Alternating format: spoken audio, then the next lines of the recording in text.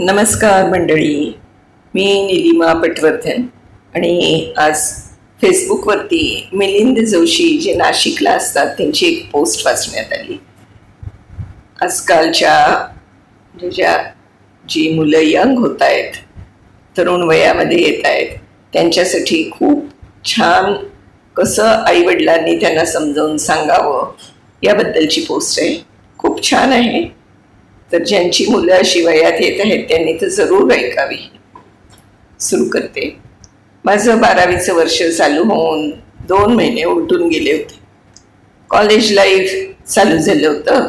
तशी बंडखोर वृत्ती माझ्यात पहिल्यापासूनच होती, पण आता ती जरा जास्तच वाढली होती. कोणतीही लफडी आपण आपल्या स्वतःच्या हिमतीवर परस्पर मिटवू शकतो हे उगाचच वाटू लागलं होतं. आवडीनिवडी बदलल्या होत्या.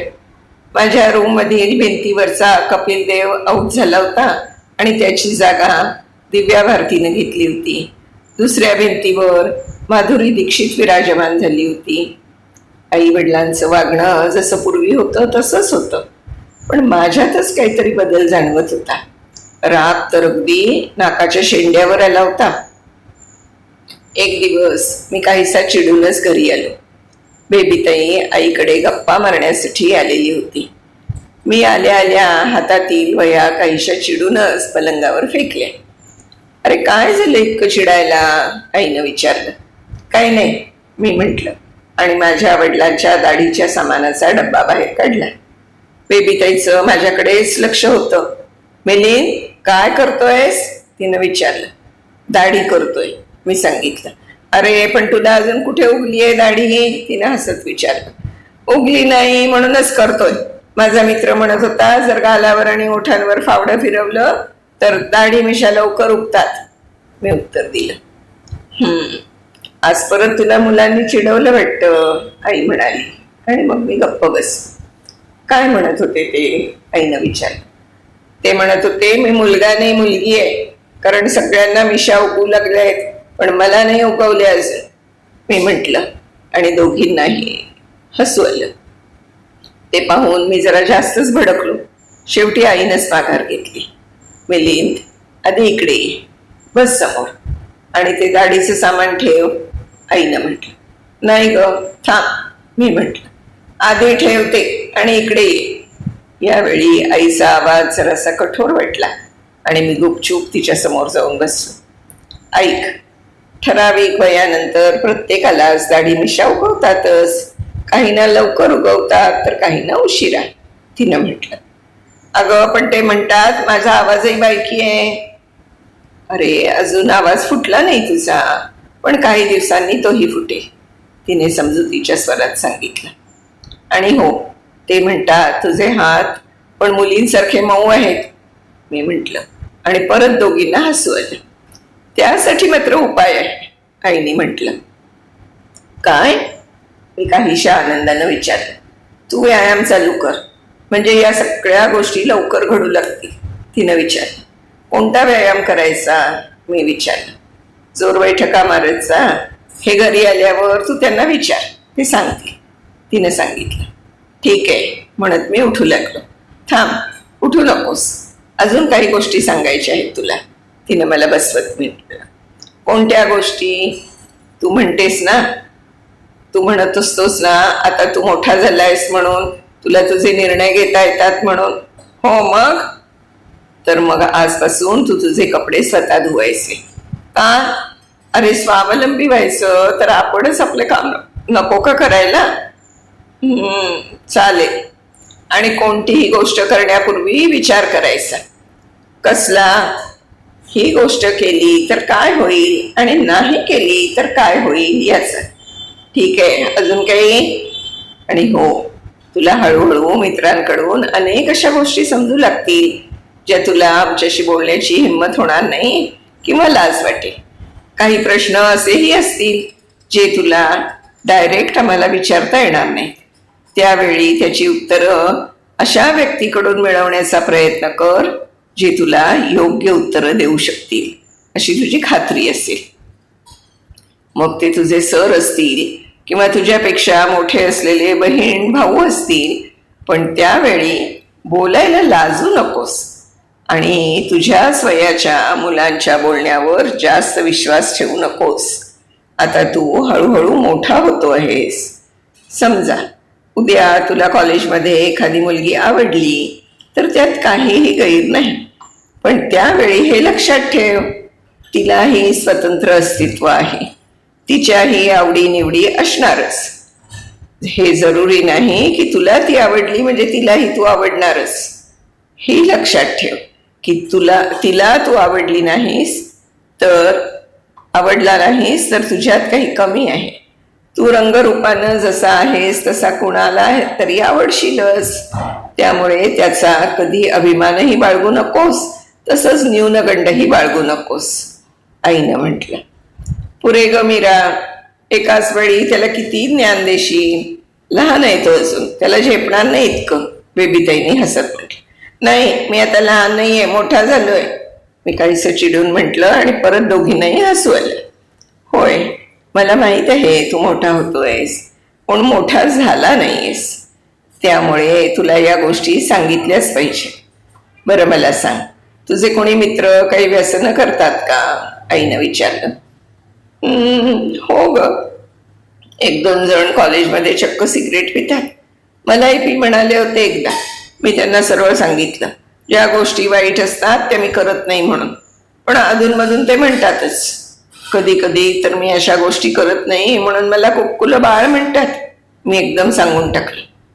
मिलिंद, त्या मित्रांची संगत तोडून टाक लगेच. बेबीताई म्हणाली. हे बघ, मुलं जसजशी मोठी होतात तसतशी त्यांच्यात हिंमत येऊ लागते. आणि एक लक्षात ठेव, कोणतीही वाईट गोष्ट करायला हिंमत लागत नाही, पण त्या गोष्टीपासून दूर राहण्यास मात्र खूप हिंमत लागते. आणि हो, तुम्हाला दाढी-मिशा आल्या म्हणजे तुम्ही मोठे झालात असं नसतं. तुम्ही स्वतःबद्दल चांगला वाईट विचार करू शकलात तर मोठे झालात असं म्हटलं जातं. वय तर वाढणारच, तो निसर्ग नियम आहे. पण विचार करण्याची शक्ती मात्र स्वतःलाच वाढवावी लागते. त्यासाठी अनेकदा हिंमत दाखवावी लागते. आता तूच सांग, आपल्या कॉलनीत जो वेडा गोपी फिरतो त्याला चिडवलं की तो कुणालाही दगड मारतो. त्याची दाढी आणि मिशाई पांढऱ्या झाली आहेत, पण काय चांगलं आणि काय वाईट याचा विचार करता येत नाही. मग त्याला तू मोठा म्हणशील की लहान? तो फक्त वयाने मोठा आहे. मी म्हटलं. बरोबर, म्हणजेच वयाने वाढणं हे मोठेपण नसतं, तर चांगलं वाईट काय याचा विचार करता येणं हे मोठेपण असतं. तसेच तुझे जे व्यसन करणारे मित्र आहेत त्यांची मैत्री नाही तोडली तरी चालेल, पण त्यांना सांग, आपली मैत्री त्यावेळीच टिकू शकेल ज्यावेळी तुम्ही माझ्या विचारांचा आदर कराल.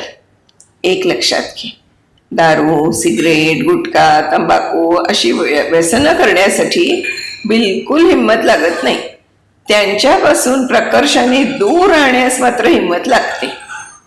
तेही अशा व्यक्ती कायम सान्निध्यात असताना, की जो त्यापासून दूर राहतो तो जास्त हिंमतवान असतो. आणि हो, हे असे गालावर फावडं फिरवून दाढी उगत नाही, हेही लक्षात ठेव. आईने म्हटलं. आणि मी वडिलांचे दाढीचे सामान जागच्या जागी ठेवून दिलं. मीरा, किती छान समजावून सांगतेस ग तू, बेबीताई म्हणाली. अगं, या वयातून मीही गेले आहेस. या मुलांचे या वयात काय प्रश्न असतात, काय विचार असतात ते काय मला नवीन आहेत का? त्यावेळी आपल्याला ज्या अडचणी आल्या त्याच या मुलांनाही येणार आहेत.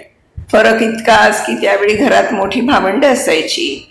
अनेक प्रश्न आपोआप त्यांच्याकडून उत्तरं मिळवून सुटायचे. आता घरात तसे मोठे लोक नाहीत आणि मग आपल्यालाच त्यांचं प्रश्न सोडवावे लागणार ना.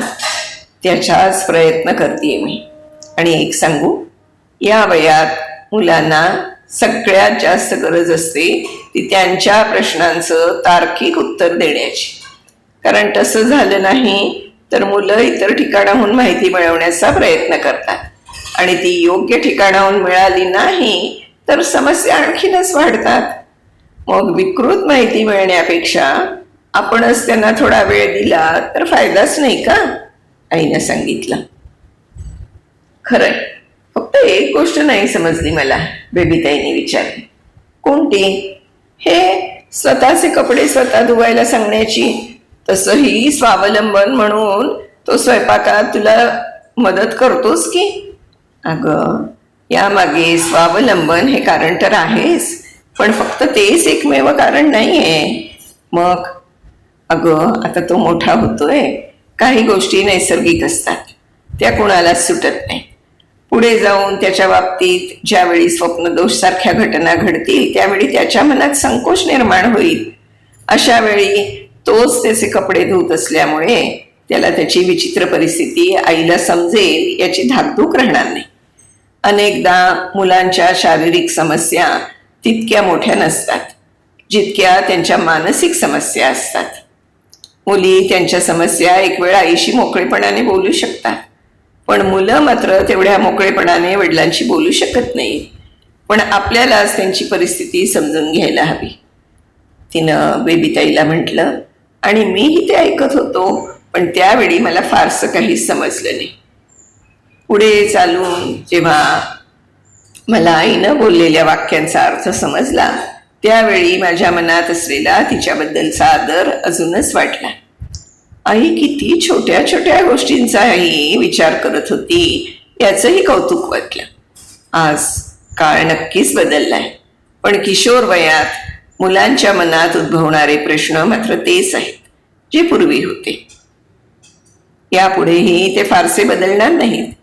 त्यामुळे या वयातील मुलांबरोबर पालकांचा संवाद जितका जास्त असेल तितकं चांगलं.